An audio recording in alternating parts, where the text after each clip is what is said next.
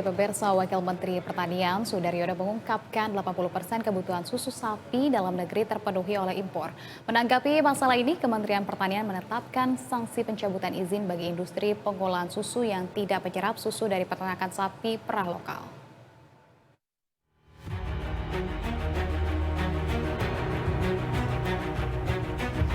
Tak cukup penuhi kebutuhan domestik, 80% kebutuhan susu sapi dalam negeri nyatanya masih diperoleh secara impor. Menurut data Kementan, impor susu sebesar 40% berawal pada tahun 1997. Seiring berjalannya waktu, impor susu terus mengalami peningkatan signifikan. Menanggapi masalah ini, Kementan telah bertemu peternak sapi perah, pengepul, dan industri pengolahan susu. Dalam mediasi bersama Kementan, semua pihak sepakat untuk menyerap produksi susu dalam negeri secara maksimal. Susu kita ini, itu kan baru 20% yang dari kebutuhan 100, kita baru 20% yang bisa kita sediakan dari peternak lokal kita. Dari tahun 97 dulu impornya 40%. Lama-lama gapnya makin gede. Sekarang 80% impor. Nah, kita dengan adanya makan bergizi gratis, visi presiden untuk swasembada pangan, ini kita menjadikan satu momen, ini nggak boleh terjadi terus. Nggak boleh terus makin 80, 85, terus lama-lama impor semua. Artinya kita jadi menyengsarakan peternak kita, kan gitu ya.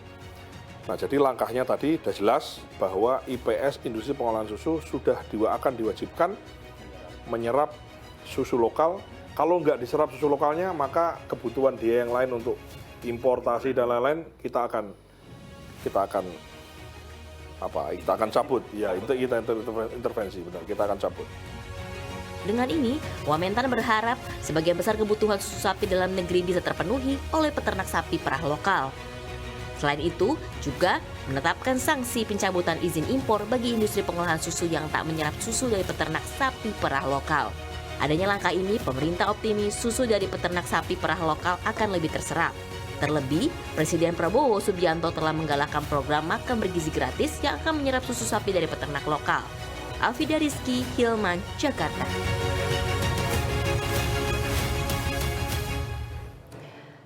Ya, pemirsa, terkait dengan impor susu, Badan Pusat Statistik atau BPS telah merilis perkembangan impor komoditas susu Indonesia.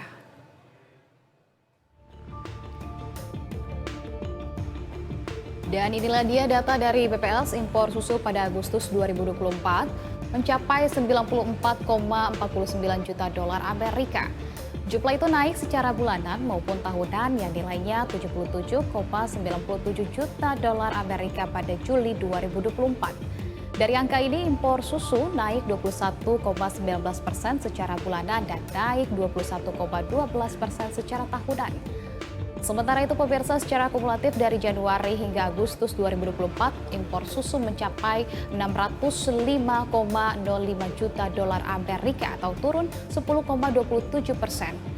Di tengah tingginya impor susu di tanah air, pemirsa, program susu gratis yang diusung oleh Prabowo Gibran yang rencananya akan dimulai pada tahun 2025 secara bertahap sekitar 20% atau setara 16,58 juta anak dari total anak sekolah dan pesantren di Indonesia yang mencapai 82,9 juta anak.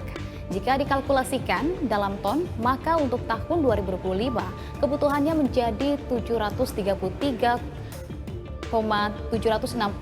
ton. Dan jika program ini sudah 100%, maka kebutuhannya pada tahun 2029 bisa menjadi 3,67 juta ton karena produksi nasional tidak memenuhi. Maka secara otomatis, pemirsa, tambahan kebutuhan tersebut kemungkinan besar akan lewat impor.